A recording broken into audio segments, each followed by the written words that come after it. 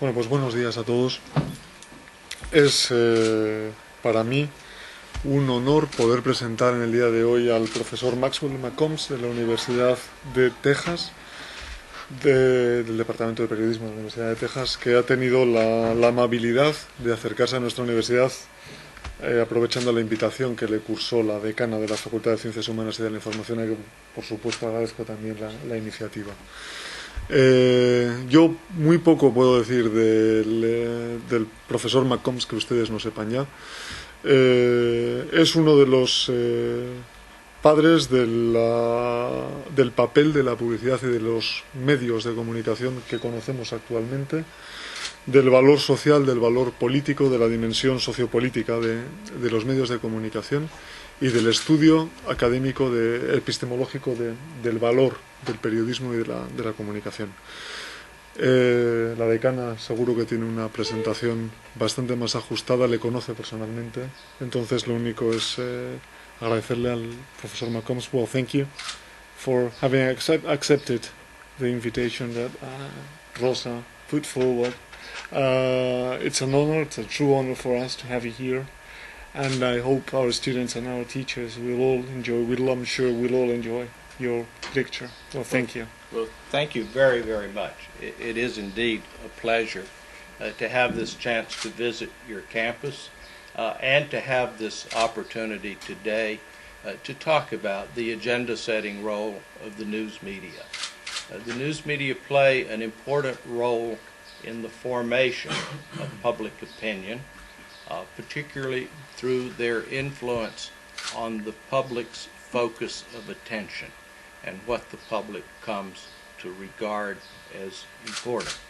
And I will try to give you an overview of this agenda-setting role of the media as we've come to understand it over about 40 years of research now, research that has taken place not just in the United States, but also here in Spain, in other parts of Western Europe, and indeed all over the world. So it's a real pleasure for me to have this opportunity to interact with you. As I talk about this morning, if you simply don't understand something I say, either because the idea is not clear or because the words are not clear, just, wave. We also have a translator, so you can, explain what you would like in more detail in Spanish. I appreciate the fact that you're listening to this in a foreign language. Yeah. This one. Okay. Let's begin with a very general definition of what we mean by agenda setting, and then I will present more details of this as we go along this morning. A general definition is that elements that are prominent in the news often become prominent in the public mind. Now, as agenda setting has originally developed, and as much of the research continues today, these elements are public issues, topics that are presented in the news, and that become regarded as particularly important by members of the public. But as we go along, we'll see that there are also other elements in the news that are communicated in the same way to the public that become regarded as important by members of the public. Let me go back briefly and talk about the origins of this idea. I usually cite the American journalist Walter Lippmann as the intellectual father of agenda setting. He did not use the term agenda setting, but many years ago, 1922, he wrote a very important book, Public Opinion, and he began his book, Public Opinion, with a chapter titled The World Outside and the Pictures in Our Heads. And the thesis of his book is that the news media which of course would have been primarily newspapers and radio in his day, that the news media are the bridge between the world outside and the pictures we have of that world. And he made the important observation that public opinion is not based on the world outside. It's based on the pictures that we have of that world, what we think is in the world outside.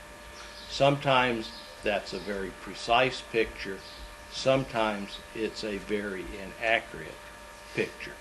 So the intellectual origin of the idea of agenda setting can be found in Lippmann's book, which I still recommend to people to read. Particularly my undergraduate students think, why would I want to read a book that is nearly 100 years old?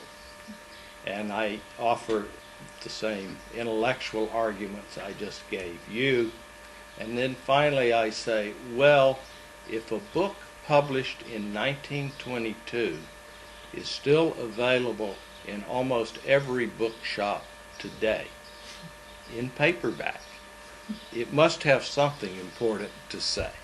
And so I recommend to you also to read at least portions of Lippmann's Public Opinion. Then we have to fast forward more than 40 years to 1968, when I was on the journalism faculty at the University of North Carolina at Chapel Hill. And my good friend Donald Shaw and I decided we would try to test the thesis of Lippmann's book, that the media are the bridge between the world outside and the pictures in our head. And we came up with the metaphor of agenda setting, that there is a media agenda, there is a public agenda, and that the media agenda influences the content of the public agenda. Well, what do we mean by the media agenda? It is not using the term agenda in the sense of the phrase to have an agenda, that is some set of ideas that I'm going to push off on you regardless of whether you want to hear them or not. Agenda, as it's used in agenda setting theory, is a very neutral, descriptive term. It simply means the pattern of news coverage on the issues over some period of time. The easiest way to come up with an idea, say, of the agenda of your favorite newspaper is for a week or 2 weeks, perhaps just stack up the copies of the paper at the end of the day, and then some afternoon spend 5 minutes just looking at the front pages, one at a time. And after your 5 minutes of browsing, you'll realize what has been the agenda of the newspaper over this week or 2 weeks. There's some issues, probably right now, the economic situation, that have been there every day. There have been some issues that were there almost every day, others less often. Doing that agenda description more formally, of course, we can conduct a content analysis and measure in a very precise way the number of stories that appear on various public issues in the news. And on the basis of simply counting how many stories there are, we could just count the front page, or we could go through the entire newspaper.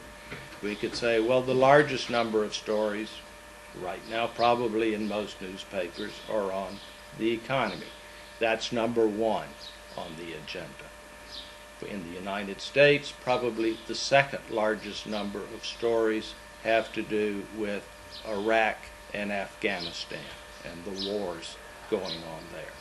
So it's possible, particularly doing a precise content analysis, to measure the media agenda very precisely and say number one, number two, number three, so have a very precise description of that agenda. It takes a little more work to get the public's agenda. That is, usually you have to conduct a survey or a public opinion poll. And fortunately, when Don and I did the original agenda setting study in Chapel Hill in 1968, we had some guidance on how to determine what is the public agenda. Many years earlier, the Gallup poll had begun using a question that goes something like this: what do you think is the most important issue facing this country today?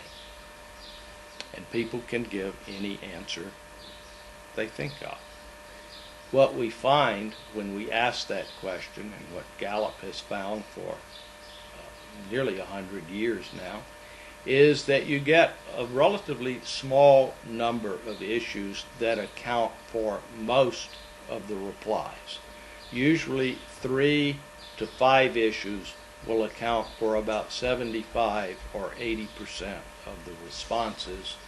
The remaining 20% are scattered everywhere. So it's also possible to measure the public's agenda simply by looking at responses to the Gallup poll. And in agenda setting work, that's even that most important problem facing this country today. It's been reduced to a bit of jargon, the MIP question, or in Spanish, the PMI question. And that particular question is now used worldwide to measure the public agenda. The basic idea of agenda setting, particularly as we first tried it in Chapel Hill, is to compare those two agendas. To what extent does the public's agenda reflect the media's agenda of previous weeks? That is, to what extent does the pattern of news coverage influence the public's perceptions of what are the most important problems facing the country today, whether the country be Spain, the United States, South Korea. The question works very well all over the world. Well, the idea in Chapel Hill was then to compare these agendas to see how well they correlated. And they correlated nearly perfectly, but for a very particular reason. If you think back, if you've read much in communication theory, you know that in the 1940s and the 1950s, the early decades of communication research, the emphasis was on the effects of news on changes in opinions.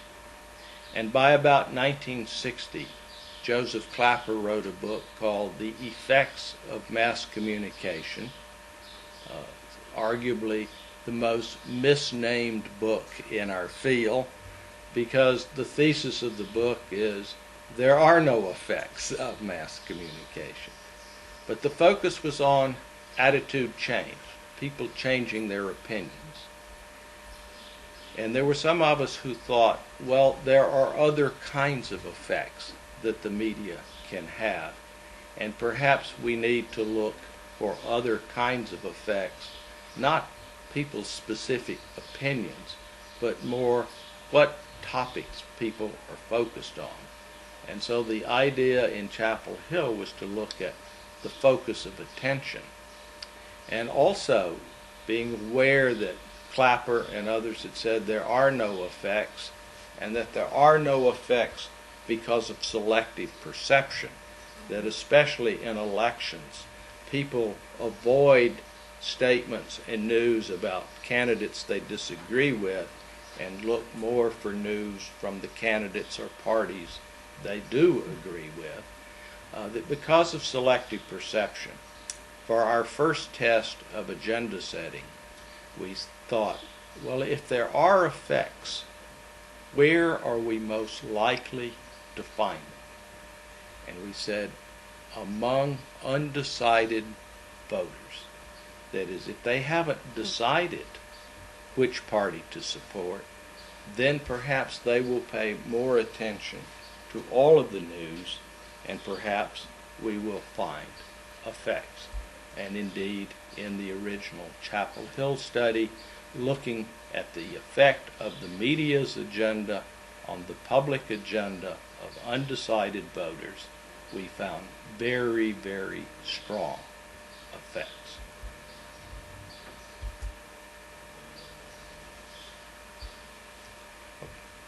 Okay, so we've talked about what is on the agenda. Well, let me add one more element on that. In most studies of agenda setting, what is on the agenda? It is an agenda of public issues. But in elections, it could also be an agenda of candidates, which candidates are presented most prominently in the news. In the recent U.S. presidential election, there were 13 candidates for president. Most Americans could only name 2. Why? Because most of those 13 were never on the media agenda. They were ignored by the media. So the agenda could be an agenda of candidates, could be an agenda of issues. We'll see in a few minutes the possibility of expanding that into a wide variety of areas. But the basic idea then is that we can look at the agenda of the news media, its pattern of coverage, and we can look at the public's agenda, what the public regards as prominent and important, what's particularly prominent in the pictures in their heads, and we can look at the influence of the news media on those pictures. And that influence that I've just described is what is described here as basic agenda setting effects. The influence of the news media on the public's perception of what issues are important, what candidates are important. We'll see shortly what other ideas people might think are important. As we began to explore this theory in more depth, the original study was done in Chapel Hill during the 1968 U.S. presidential election. In the very next presidential election, 1972, we expanded the sample of the public to include a sample of all voters, and we did a large study in Charlotte, North Carolina, a middle-sized American city.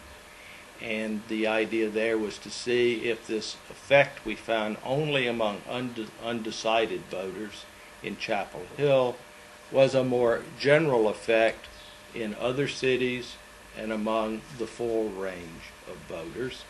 It was also a panel study, that is, we interviewed voters 3 times, because clearly the idea of agenda setting implies causality.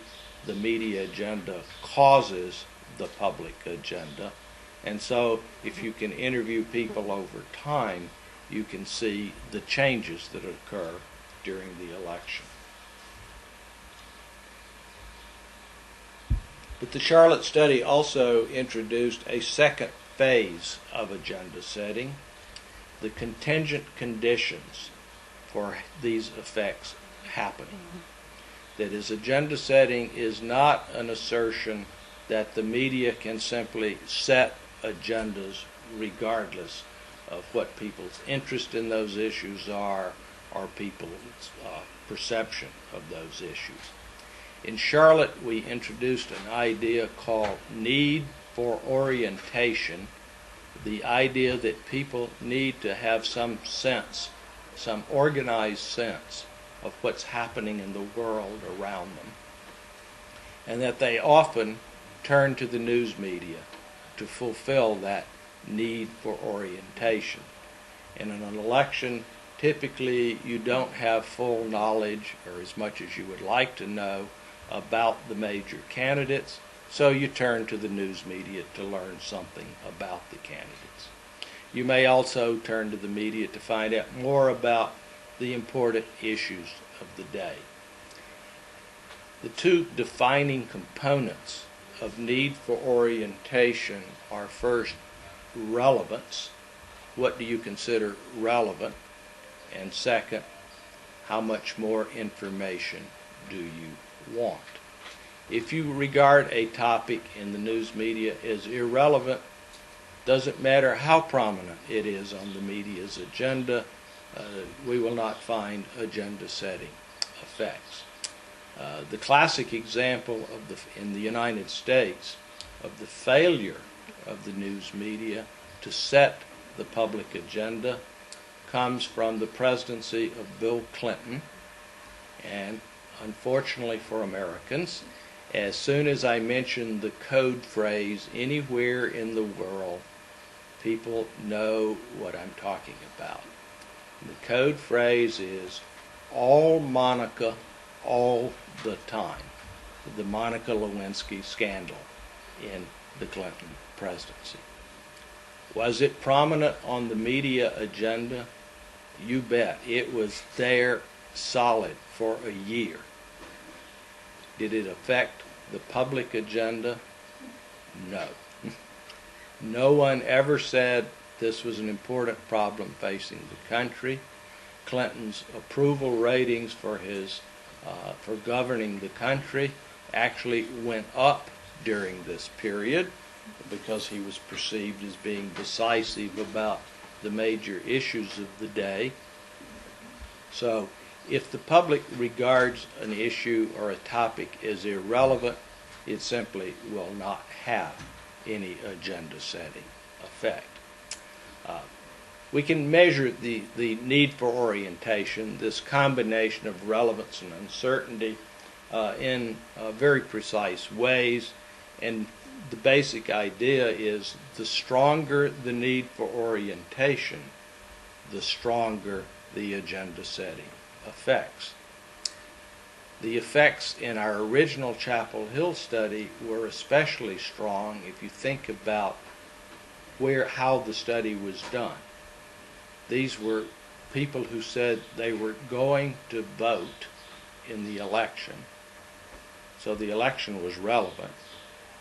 They also were undecided voters. They said they needed more information to make up their mind.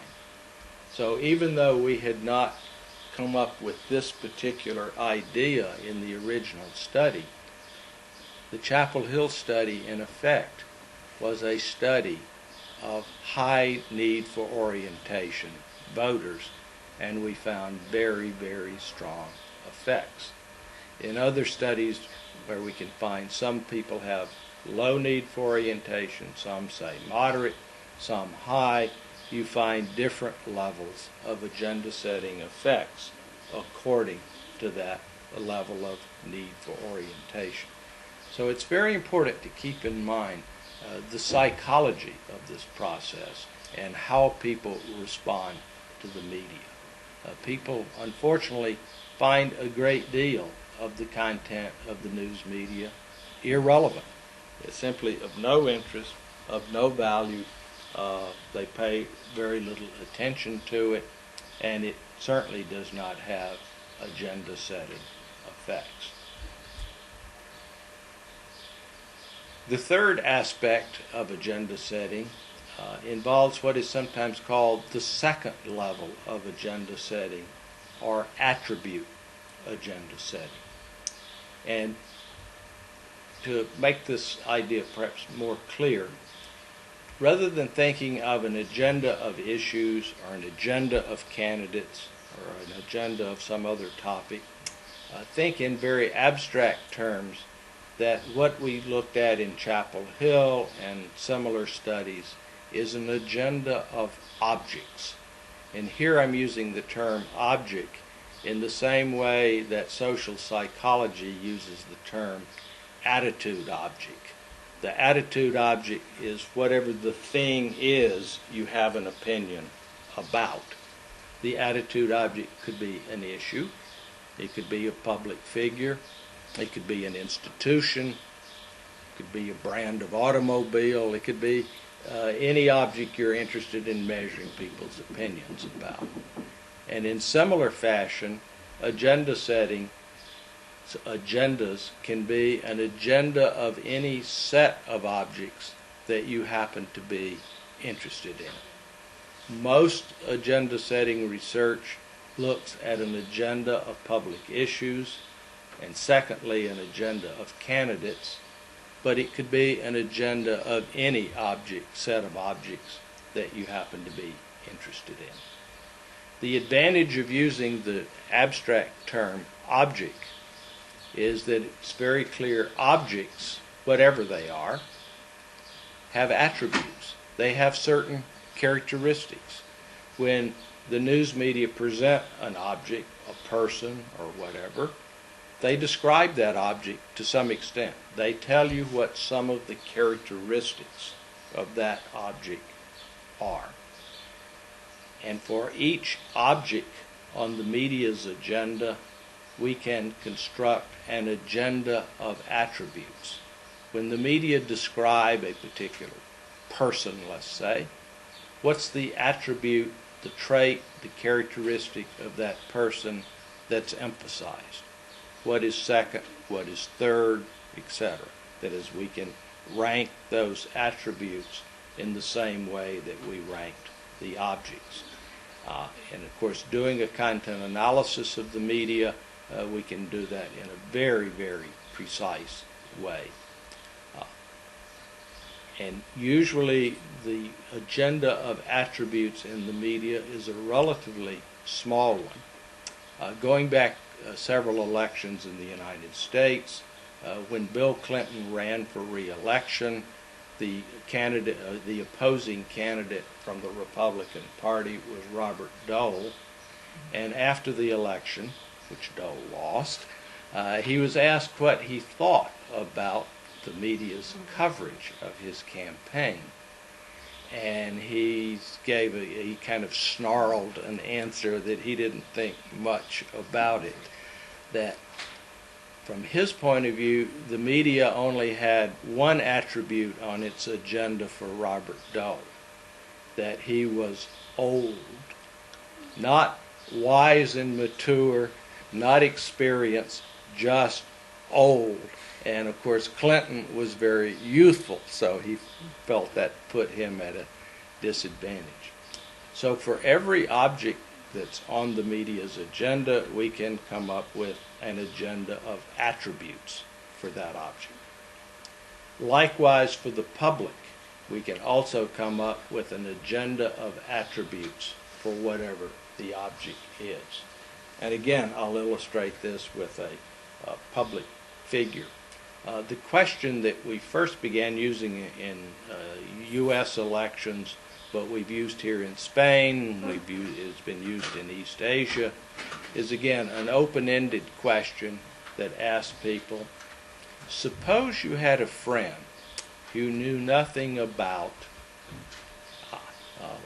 because I can use this later, suppose you had a friend who knew nothing about George Bush. What would you tell them?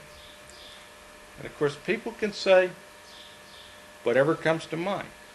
And on the basis of that question, for each individual and for the public at large, we can construct an attribute agenda.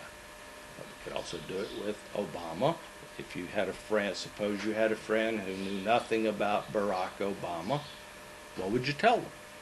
And you can describe a particular political figure. You could in terms of their ideology or position on particular issues.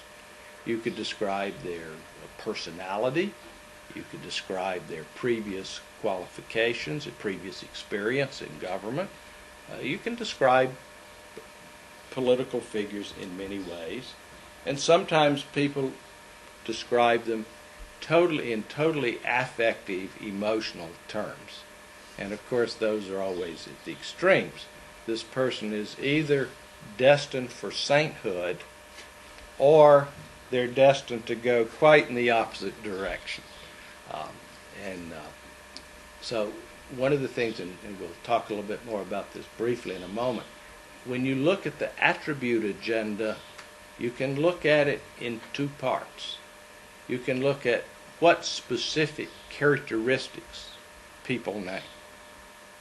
You can also look at the affective tone of the description, Do they present that characteristic in a positive way, negative way, or just neutral way? So the attribute agenda becomes a little more complicated. But the idea is exactly the same as in basic agenda setting. You have the media's attribute agenda for, let's say, a political figure, and you have the public's attribute agenda, and you compare them. And again, what we find is there is a high degree of correspondence between the way the public describes political figures and the way the news media have described those figures. What are the most important of those studies looking at attribute agenda setting effects was done here in Spain, in the province of Navarra, in the 1996 Spanish general election. And we had done an earlier study in the regional elections in Navarra in 1995. But the one that's best known literally around the world is the 1996 Spanish general election study, in which we combined both what attributes did the media emphasize, and were they in a positive, negative, and neutral way. We had five major characteristics and 3 possible tones, so that's 15 categories in the media compared to those same 15 categories among the public. And the correlations are very, very high. We can perhaps in the discussion come back and talk a little bit more about that particular study.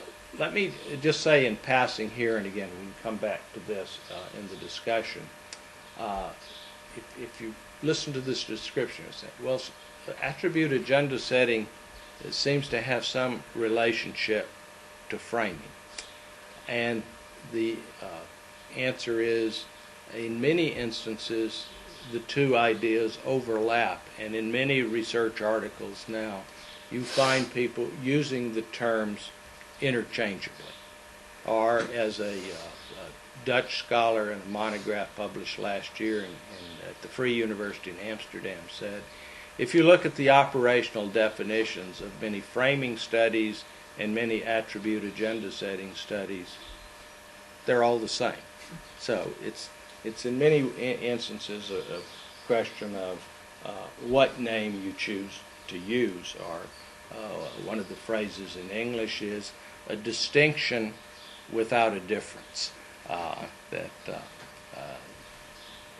as I said, many people now are kind of just, even in the same research article, are using the terms interchangeably, because they're both looking at the way the media describe some object and the influence this has on the way people think about these. A final thought about the difference between first level or basic agenda setting and second level or attribute agenda setting.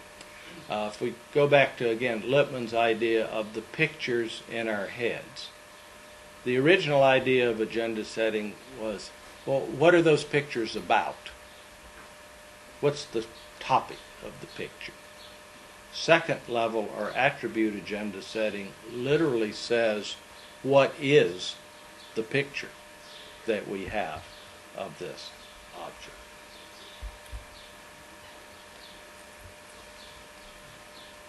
We just comment very briefly on these last two.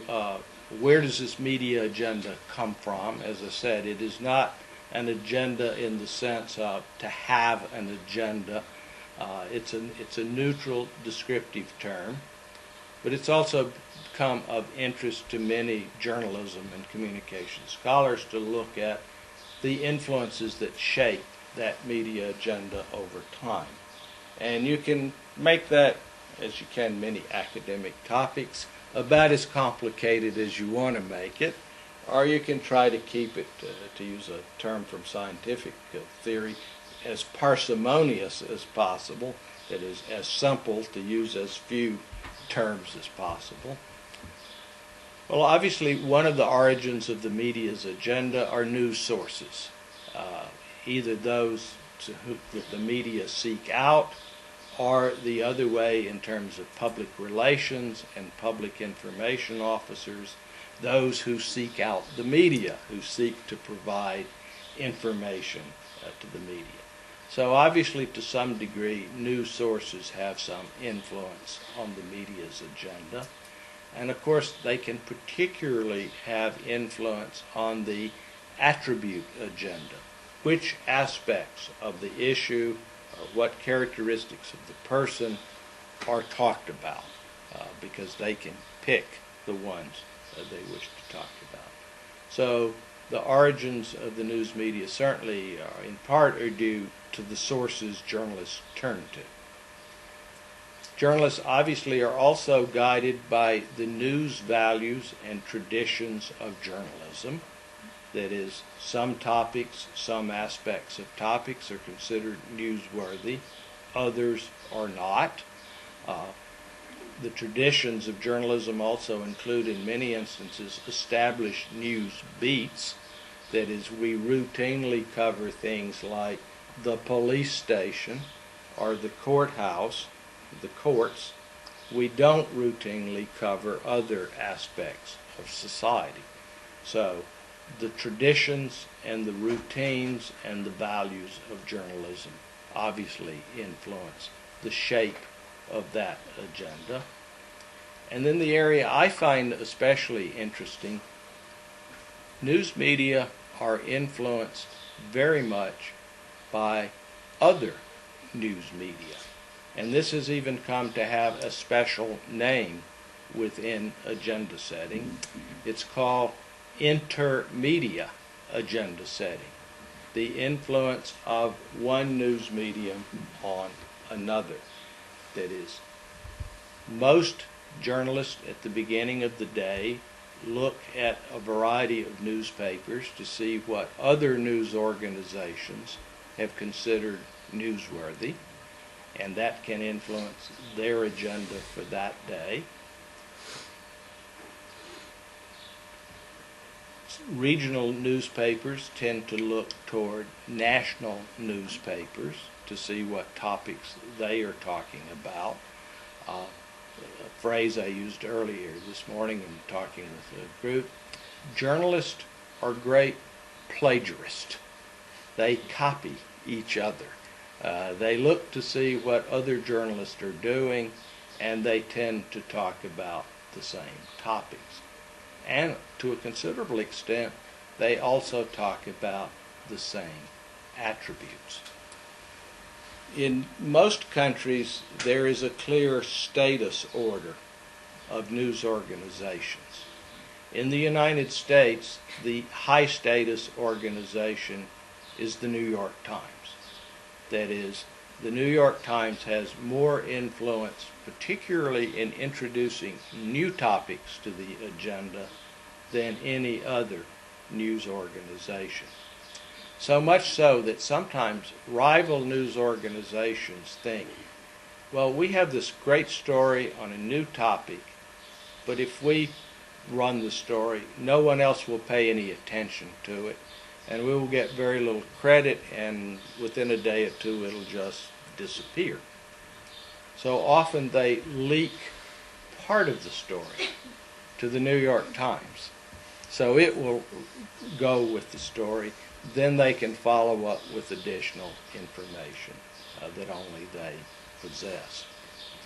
The influence of the New York Times in this regard in setting the media agenda is so institutionalized that every afternoon the Associated Press sends its members a memorandum, not for publication. This is an internal memorandum, which in effect says, the stories on the front page of tomorrow's New York Times will be, and they list them, by the local daily newspaper, the Austin American Statesman, and they print the New York Times before they print the local paper.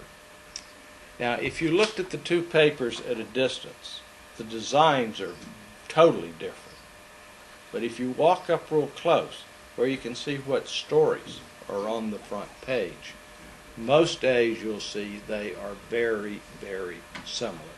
Unless there is a very big local story for Austin, they will have almost identically the same agenda. I used to tease the editor of the Austin paper that he had the second most important job on the paper, that the man who had the most important job worked in the press room, and when the first 50 copies of the New York Times came off the press, he carried them up to the newsroom so they could look at them. They already had the AP memo, but if you've been a journalist, you know how memos are fine, but holding a newspaper is a much better experience in turning the pages and looking at them. So, intermedia agenda setting has a particularly important influence. And this is generally true in most countries around the world. Finally, the fifth aspect of agenda setting theory, as it's developed in recent years, the question of if the media can set or influence an issue agenda or some kind of object agenda and attribute agendas, if it can have these kinds of effects, what are the consequences of this? Well, now we ironically come back to the question of attitudes and opinions, where 50 years ago it was said there is no influence, and agenda setting was kind of a response saying, well, let's look somewhere else for these effects. Well, now we come back to find there are effects, there are consequences of agenda setting effects for attitudes and opinions. First, for whether people even have an opinion about a person or an issue. You might think it's strange that after the presidential election in the United States that seems to go on forever, that lasts particularly this lasted more than a year, you might think, well, everyone surely must have an opinion of Obama and McCain by now. They've been bombarded with this information for a year. But even in surveys taken after the election, when people were asked, what is your opinion of Obama or McCain, there was still a small percentage of people who said, I don't have an opinion. And this is true in every election. But what is interesting is that the greater the amount of coverage, that is, the more prominent the election is on the media agenda, and the more prominent it is in the pictures in people's heads, the fewer people that don't have an opinion. So, lots of news coverage, people regarded as important, very few have no opinion. Other elections, much less coverage, much less prominent in the pictures in people's heads, larger numbers of people who do not have opinions. And you can find this also for a wide variety of public issues. So the immediate impact of basic agenda setting effects on attitudes and opinions is whether people even have an opinion at all. The second has to do with the direction of their opinion. And this can work in two ways. For basic agenda setting effects, if the media make a particular issue prominent, and it becomes prominent in the minds of the public, when they're asked, for example, how do you evaluate the performance of the president? Most people do not sit there and say, well, let's see, on this issue he's doing very well, on this one so-so, not good at all on that. They don't sit there and do a calculation. Most people tend to pick one prominent issue. That becomes the standard for judging the president.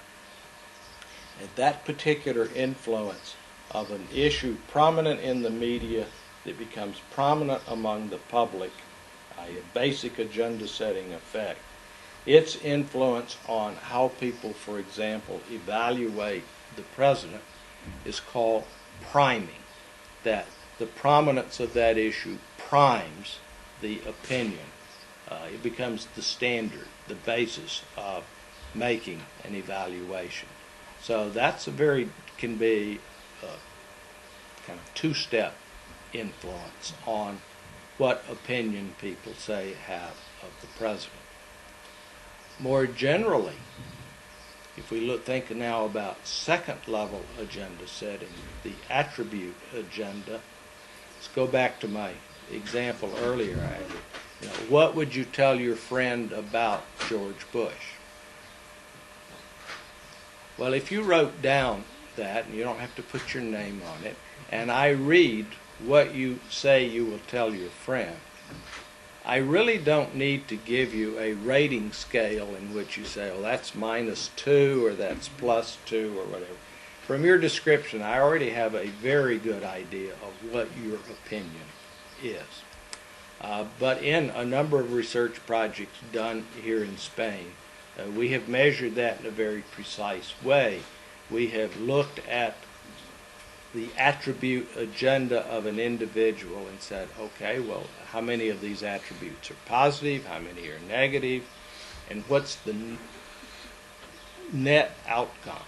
Is it more positive or is it more negative? And we can predict in very precise ways from that description, particularly the tone of that description, what a person's opinion is. So, the attribute agenda setting effects, the way the media talk about an issue or a person, can have a significant influence on an individual's picture, and their opinion is to a considerable degree a consequence of that picture, which goes back to Lippmann's original idea. The newest research is even pushing beyond that and beginning to look at behavioral consequences. An interesting paper published about a year ago now looked at the cumulative descriptions of candidates in the news and found that you could use that information to predict poll standings of candidates during the election year and even changes from week to week in the poll standings of those candidates. So particularly these second-level agenda-setting effects are especially important, and not just for attitudes and opinions, but for people's behavior. And finally, everything I've talked about so far has clearly been in the area of public affairs, that is, issues, political figures, etc. If you just think about the basic idea of agenda setting, that you have a pair of agendas and you're looking at what's prominent on one and how that might influence the second. That idea can be applied in a wide variety of settings. There is an institute in the Netherlands called the Reputation Institute, and what they study are the reputations of major corporations. And so the media agenda they're looking at is news coverage, mostly of multinational companies. What's on the media's agenda? How often are these companies on the agenda? And what characteristics of these companies are being presented? And are they positive, negative, or neutral? And they look in surveys at the public's perception of these candidates. Their whole focus is on the world of business and the public's perceptions of these businesses and the influence of the media on those perceptions. And they have linked those perceptions of the public, for instance, to stock prices and to consumers' opinions about, in the case of companies that produce consumer goods, the public's purchases of those goods. This is an important enough area that about this time last year I was in Sydney, Australia, and I visited a company there called media research. Media research receives an electronic copy of every daily newspaper in Australia about 2 o'clock in the morning. And their researchers begin work about 2 o'clock in the morning, content analyzing this agenda, looking for the names of their client companies, well, and also the client's competitors, and the attribute agenda associated with this.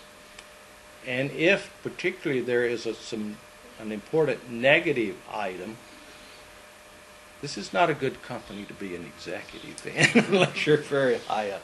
If you're the manager of one of these sections, say banking, and you say, oh, there's a very negative story about this particular bank that's going to be in the Sydney newspaper tomorrow morning.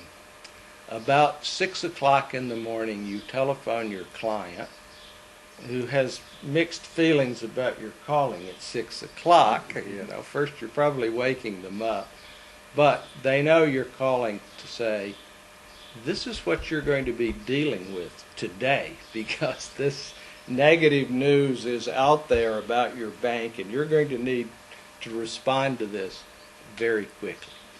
It's a huge company. Well, if they get a copy of every daily newspaper in the whole country overnight and analyze it, obviously their clients pay a lot of money to get this information. So business reputations, a very different kind of area. Basically, you can just begin to use your imagination. The sports area certainly lends itself to agenda setting. Reputations of individual athletes, reputations of sports teams, even of sports themselves. And I'll end on this note that about 10 years ago, a colleague at the University of Texas wrote a book about the history of the National Basketball Association. This history begins back in the 1960s, when in the United States, professional basketball was a very minor sport. In the year he began his book, the total revenue of professional basketball for every source was about $100 million a year. It's not a small amount of money, but compared to what most sports bring in, it was not very much. 30 years later, when his book was published, a week after the book was published, the NBA signed a 5-year television contract for $4 billion. And basically the thesis of this book is the NBA used the theory of agenda setting to make professional basketball prominent on the media agenda, prominent among the public, first in the United States, and of course increasingly worldwide. That is, they recruit, for example, prominent players from Spain, from Argentina, from other countries, because they're very good players, but there is also a marketing incentive there that this broadens the audience, especially the television audience, for professional basketball. So, ultimately, the agenda-setting role of the media or the agenda-setting role of any institution or organization you're interested in. It simply continues to broaden out. Well, thank you very much. It's a real pleasure to have this opportunity to give you this overview of what's been happening in the agenda-setting area. Thank you.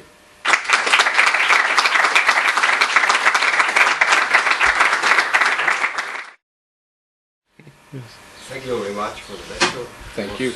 Very interesting, and I would like to know, all the time you have in some way assumed that the influence goes in this way, from the media to the society.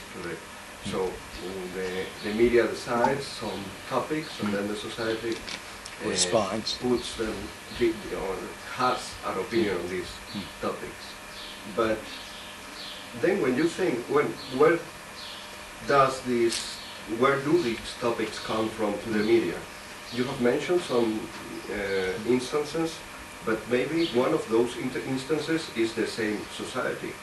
I mean that the public already has an interest just because in their lives or in their previous experiences, they tend to put that with some importance. And then you could eventually look the other way around, how the public affects the media agenda setting. That was the purpose when we did the first general study in Charlotte in 1976. Part of the purpose of that design was if you measure things over time, the media agenda and the public agenda, you can compare those influences. That is, if you have time 1, time 2, time 3, you can look at media time 1 to public at time 2, and media time 2 to public at time 3. You can also look the other way around, public at time 1 to media at time 2.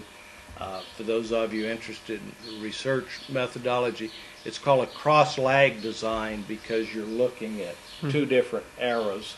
And the nice thing about that methodology is they become competing hypotheses, you say, which is having the stronger influence on who. And well, I'll finish this.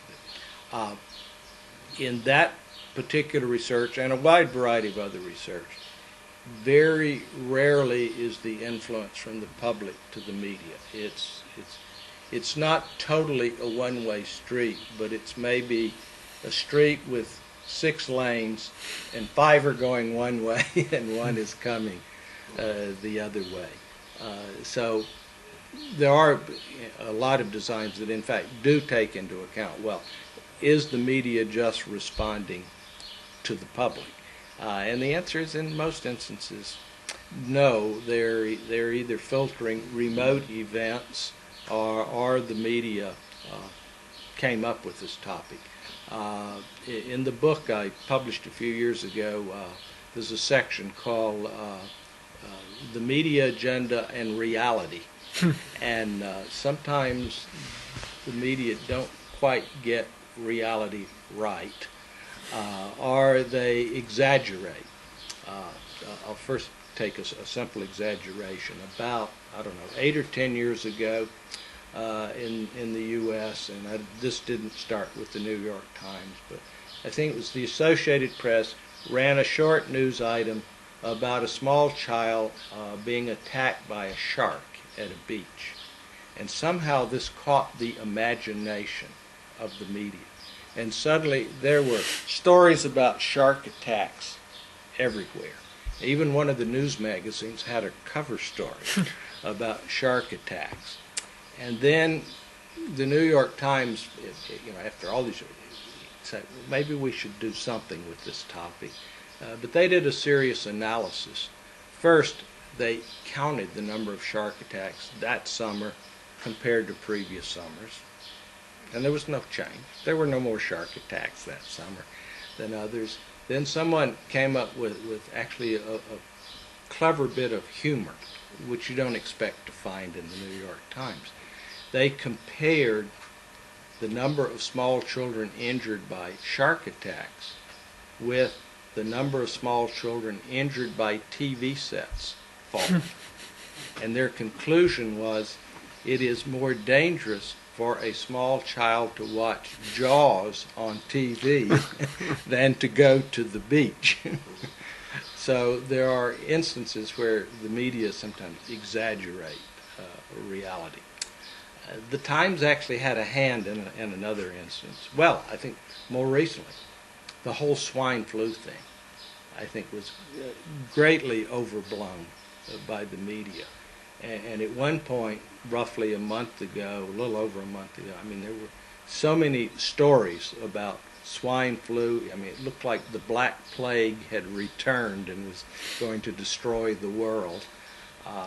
I was planning a conference in Austin, Texas, of a Turkish-American research group, a group of scholars from Turkey, who for some years had been alternating meetings between the U.S. and Turkey. It was time for them to come back to Texas. And we had 3 days of very intense discussions about, should we just cancel the meeting?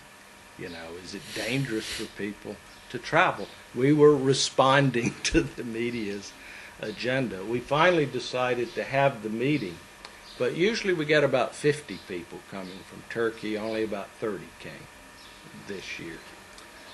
But the instance where the New York Times clearly set an agenda was in the mid-1980s, and as I sometimes describe it, the New York Times discovered crack cocaine.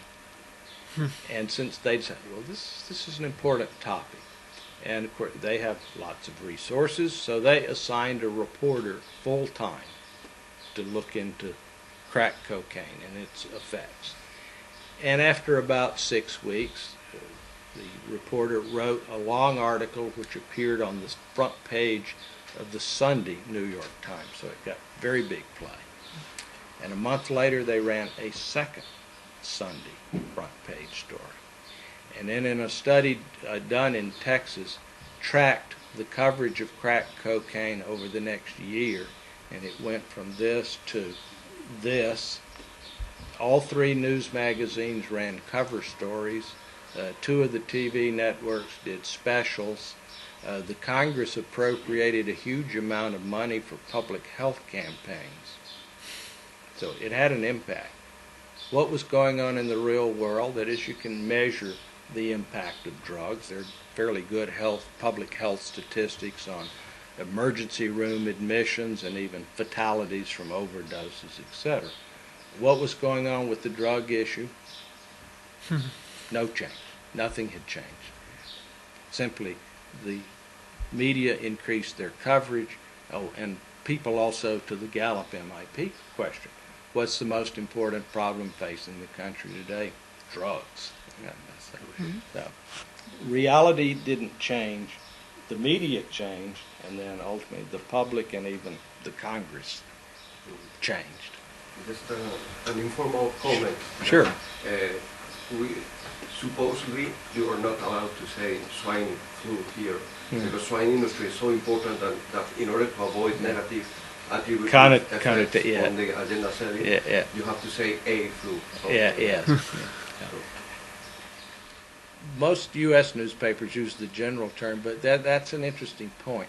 There are a couple of states in the middle of the country where hog production is a major. It'd be interesting to see, what did the newspapers there call this? Muy bien. ¿Alguna pregunta más? Que seguro que hay. Yes. My English is horrible. I will try to talk in English. It's difficult for me. Professor McCombs, it's a pleasure to visit the conference. On the agenda melding theory, your theory of agenda melding, you place first television and mass media, and secondly, I think, and secondly, the social networks about this. In 1999, you write, it's a circular process. I think it's about the circular process. Now, in this year, the melding theory has changed. That's an area. It's an area we need to look at more closely, because some of the early effects of social networking are these are not dealing with public affairs very much. Occasionally, they latch onto a particular topic, but a great deal of the social networking of the Facebook, YouTube, etc., has nothing to do with public affairs. In some instances, it does, and there's been an interesting return as people are thinking about media and media effects to the old two-step flow idea from 50 years ago, which kind of disappeared for a long time. That in some instances there may be an amplification of what's in the media because it does get into these social networks. Probably the area that's best documented where it's moved beyond traditional news media is in the case of the satire programs, like in the U.S., like The Daily Show with Jon Stewart, some of the others, where, and even the monologues of the late night TV, of Jay Leno and David Letterman, where they use news as a source of humor. And there clearly are effects of that. In many instances, because it does amplify, especially among young people, what the major issues of the day are. When some of this research was first done, you would see statements like, oh, well, young adults get all their information about public affairs from Jon Stewart. Well, it didn't take very long for a correction to be made, because if you've watched those programs, you can't understand the humor in many instances if you don't know the background. I love editorial cartoons, but of course, many of the editorial cartoons I see in the newspapers here aren't funny to me because I don't understand. I don't have enough of a background to understand it, because some don't have any words at all, and most have a few words. If you don't already know this person and some of their attributes or this issue, there's no humor there. You don't get the joke. Juan Vicente. Thank you very much, Professor, for your speech. It's very interesting. I have a question inspired by the political situation in Spain. Just before elections, we received a message just telling that there were some green shoots in our economy. Up to what extent do you think governments are influencing and controlling the media agenda? Well, political groups and government certainly try, and that gets down to the basic importance of an independent press that can take a skeptical look at the assertions of the government or political parties. And I think in most countries around the world, the public understands that and understands which media are more independent of the government and which less. I'll give you two examples, and the second will be from here. In one of the first studies of agenda setting, of attribute agenda setting, done outside the United States, was a study of the mayoral election in Taipei, Taiwan. And, when a graduate student at Texas proposed this study, we said, well, that would be very interesting. And we had, of course, no idea whether we'd find these effects in Taipei or not, because all the research up to that point had been done basically in North America or Western Europe. And compared to Taiwan, you say, well, Spain, Germany, the United States, Canada, they're pretty much like each other if you're comparing them to China. Mm-hmm. That you have a totally different cultural situation. What we found attribute agenda setting effects in Taiwan, but only for newspapers. Mm. Because the newspapers in Taiwan are like newspapers in Spain or the United States. They are commercial enterprises. They may have a leaning conservative or liberal, but they are not under the control of a political party or the government. Television, and so that was true in Taiwan.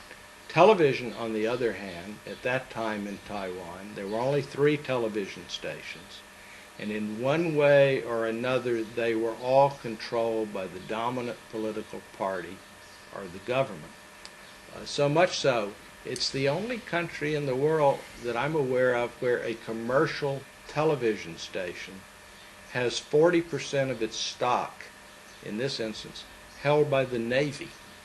That is, the Taiwan Navy owned 40% of this television station. I mean, there are military publications, but they're clearly that. The Army publishes a newspaper for people in the Army, but, and there were no television effects in Taiwan. That is, the voters generally knew. television is under the control of the government. There was, in fact, and even journalists talked about it. I guess it was actually about 6 months later, the Television News Association had their annual dinner where they gave out awards. And as is true at many grand dinners in Taiwan, there is a great deal of drinking. And all this occurred before the awards were given out. Then they named the television anchor of the year, and the young woman who came up to accept the award was very open. She said, well, I'm happy to receive this award, but rather than being called the television anchor of the year, maybe I should be called the parrot of the year. Because of course, what she read on TV was very much controlled. She did not write those scripts. That's Taiwan. Spain, if you look at the study we did here of the 1996 general election, the strongest agenda-setting effects are for the newspapers, and we studied both the local newspapers in Pamplona and El País and El Mundo.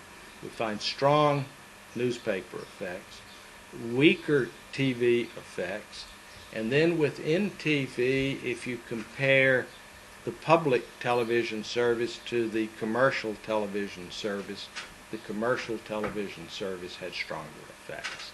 That is, people are aware that there is not a strong level of control, but there is a government influence on the public television channel.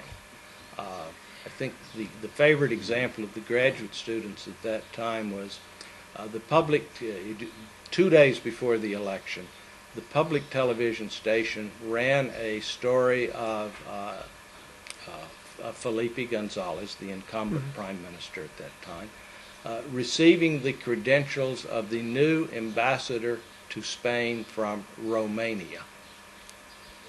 This item did not appear on the commercial station. I don't think it appeared in any newspaper in the country. That is their interpretation. They were looking for an excuse to get Gonzalez on TV, and they had to kind of reach, and it's, quote, it's news, but it's not high up. Most journalists obviously didn't put it very high up on the news agenda. And from your point of view, the most important point now that is economic crisis, do you think is Spain treated globally, control and influence globally? I missed the first part. Yes, economic crisis. Do you think it's a global issue, is Spain treated by government and influenced by government globally? Is there an agenda for economic crisis globally or not? No, I think if you look at the media coverage, it differs, I think, significantly from country to country because the response has been different from country to country. That is, the European response has been different from the U.S. response. I was looking at a fairly lengthy item on television the other night, the Chinese response. So there are a lot of regional and probably even, if you look within Europe, probably even individual country differences in how they're responding to it. So there is a kind of general issue. That would be one where I think especially you would want to go to the attribute agenda. Which aspect? Well, one, I think, where there's a very big difference, you would see here in Spain, unemployment is one aspect of this crisis. From the material area, unemployment is a particularly serious issue in Spain and particularly in southern, around Sevilla, whereas in other countries it's less of a problem. The same is true in the U.S. Austin, where I live, you see the general reports, but not much else, because unemployment's not a serious issue here. Obviously, if you go to Detroit in Michigan, it's getting very heavy play there because there again, you have levels of unemployment approaching 20 and 25% as the automobile companies retrench. ¿Alguna pregunta más? Sí, Miguel Ángel. A second question. Could you please, I would like to know, because you said at one point of your lecture, you said that the agenda setting and having an agenda is not the same thing. Right. Something to do. So, but then when you think about the origins of the media agenda, then if one of these origins is the other media, okay, you beg the question because you still have to explain where does it come from. And then another possible source is, as we commented before, reality, and then you said that this has to be taken with a lot of care. Then the only thing, in my opinion, that is still there is having an agenda to put some issues in the front page, and I mean the agenda of the companies or of the journalists or of the. No, if you look at the, if you, for instance, study the news conferences, the daily news conference of a newspaper, I mean, they're kind of dealing with this mix of influences day by day. There's not a master plan saying, we need to make sure we get a story on topic A into the paper today. It's very much a, day by day kind of thing, and those influences change, literally day by day. So they're certainly not, in the sense of having an agenda would suggest we have a list, say, over the next week, month, whatever, we're going to push these issues. We did a study once of an instance for another paper in Texas. At the beginning of each year, would take the entire editorial page and say, the paper was in San Antonio. These are the issues that San Antonio needs to address this year. And in the early years, it was a mix. About the third year, it was a set of 8 issues, all related to children. And they asked us to do some research on that with essentially 2 questions. How well did the newspaper itself follow through on this agenda, and did it have any effect? We did 2 graduate students had the fun of going through every issue of the San Antonio Light for an entire year, looking for stories on these 8 topics. And basically what we found was that if the newspaper was already set up to cover the topic, like juvenile crime, fine, it got lots of attention. Or if it was something the city had strong programs in, it got coverage. Other issues just kind of never really got much coverage. So here was an instance in which at least the editorial page said, here's an agenda we really need to follow. And the newspaper itself didn't follow the agenda because things, people aren't looking at a master plan. They're just kind of caught up in what's happening today, rather than saying we need to push certain topics. ¿Hay alguna pregunta de los estudiantes? Any questions besides faculty members? ¿No? Muy bien. Yo creo que lo justo es que sea Rosa quien termine esta presentación. Bueno, yo creo que primeramente agradecer, por supuesto, al profesor Maxwell McCombs su presencia, pero también la de los alumnos y de los profesores y compañeros que están en este momento en la sala, ¿no? Yo solamente quería hacer un pequeño comentario que me viene a la cabeza relacionado con la rueda de prensa que hemos mantenido esta mañana, ¿no?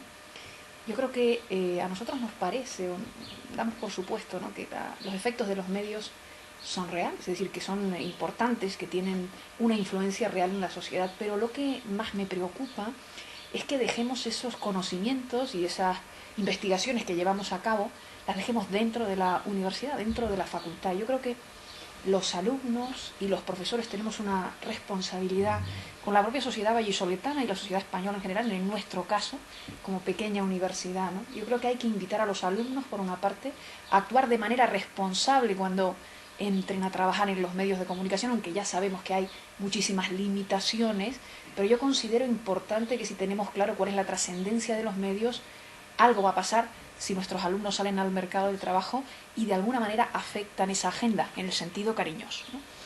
Y luego por parte del profesorado animarnos a salir más fuera, a salir más a las instituciones, a las asociaciones, a tratar de colarnos en la opinión pública, si podemos decirlo así, para contar esto que nos preocupa, nos bulle y sobre lo que nosotros empleamos mucho tiempo, porque nuestras investigaciones giran sobre todo en torno a estas cuestiones, ¿no? Yo creo que si la gente es consciente de sus efectos reales que los medios tienen en su vida, probablemente presenten una actitud más crítica que influya de alguna manera en la agenda temática de los medios, ¿no?